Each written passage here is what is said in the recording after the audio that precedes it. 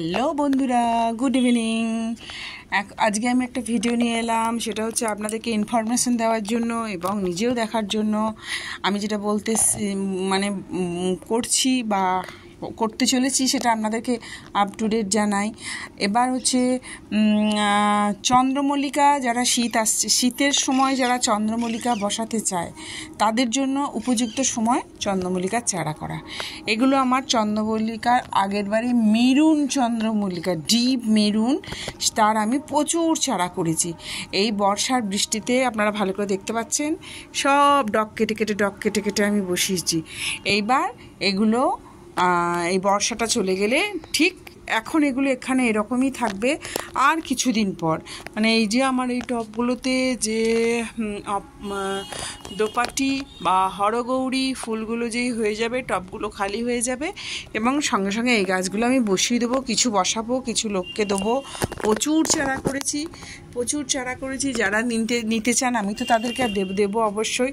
আর এর মাটিটা তৈরি করতে হবে। চন্দ্রমল্লিকা বসানোর জন্য মাটিটা প্রথমেই তৈরি করে নেওয়া ভালো। সেটা হচ্ছে চন্দ্রমল্লিকা মাটি তৈরি করার জন্য গোবর সার, ভার্মি কম্পোস্ট, ডিমের খোসা আর চায়ের খাঁকি আর কিছু শুকনো খোল, এই দিয়ে মাটিটা শুকনো করে ঝুরঝুরে করে তৈরি করে নতুন নতুন চারাগুলো প্রতিস্থাপন করতে হবে। এবং এখন আমি কাটছি না, যতদিন না শীতের সময় আসছে ততদিন আমি এগুলোকে বসাবো এবং আর কিছুদিন পর বসাবো।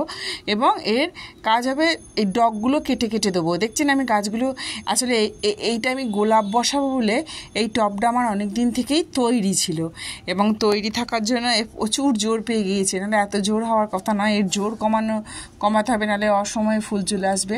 এগুলো আমি কেটে দেবো। এর মধ্যে দুটো মেরুন আছে, হলুদ আছে আর সম্ভবত সাদা আছে, কিন্তু বুঝতে পারা যায় না যতক্ষণ না হচ্ছে। অনেক চারা করেছি, এদিক ওদিক থেকে আমি অনেক বসিয়েছি। এই দেখুন, এখানে কিছু চারা বসিয়েছি, এইটাতে কিছু চারা বসিয়েছি। এরকম আমি এদিক ওদিক করে অনেক এত চন্দ্রমল্লিকা বসিয়েছি।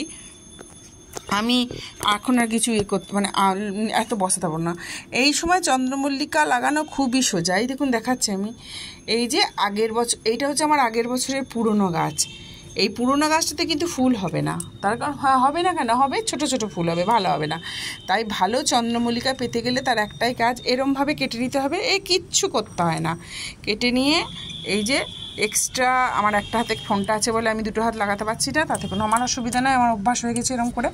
যাই হোক, এই যে বসিয়ে দিলাম, বসিয়ে দিয়ে এই যে বসিয়ে দিলাম একটু নরম মাটিতে। আমি এটা এখানে মাটিটা একটু শক্ত হয়ে আছে, ব্যাস এই বসিয়ে দিলাম, হয়ে যাবে।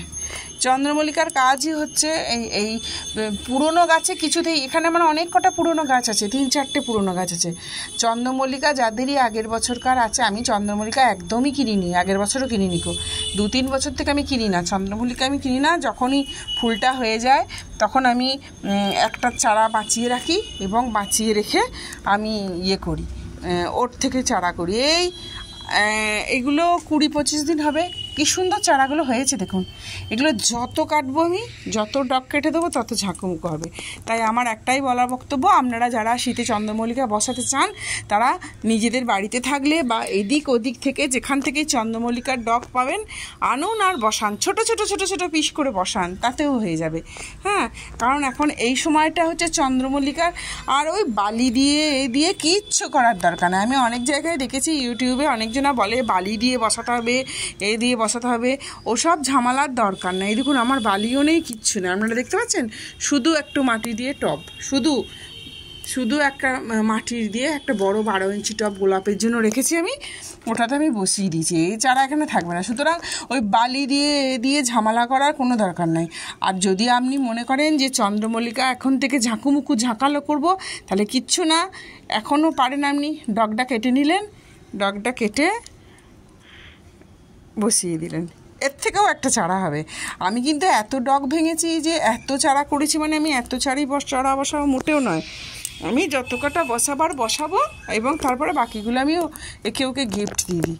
এবার কার কী রঙ হবে সেটা কিন্তু আমি বলতে পারছি না, কারণ সেটা আমার অজানা। তবে হ্যাঁ, আমার চন্দ্রমল্লিকাগুলো থোপা এবং অনেক বড় সাইজের, ওই জন্য আর তো শ্রাবণ মাস পড়েই গেছে, ভাদ্র মাস পড়ে গেলে তখন বৃষ্টিটা না হলে চন্দ্রমল্লিকা কিছুতেই শেকড় বেরোতে চায় না। তাই আর দেরি না করে, হাতে আর কয়েকটা দিন গোনা আছে, যারা চন্দ্রমল্লিকা থেকে চারা করতে চান তারা ইমিডিয়েট বসিয়ে দিন। টাটা।